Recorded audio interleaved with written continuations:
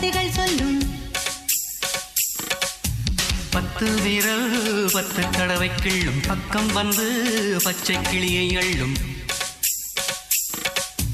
ராகங்களை கூறும் நல்ல ரசிகனையா நீதான். விரும்பும் ராகம் எந்த நாளிலுமே நீதா. உன்னுடைய லீலைகளும் காட்டுகின்ற வேலைகளும் சின்ன பொண்ணுக்கு செல்ல கண்ணுக்கு ரொம்ப பிடிக்கும். சில்லென சில்லென நீர்த்துளிப்பட்டு மெல்லென மெல்லென கை விரல் தொட்டு மெல்லிய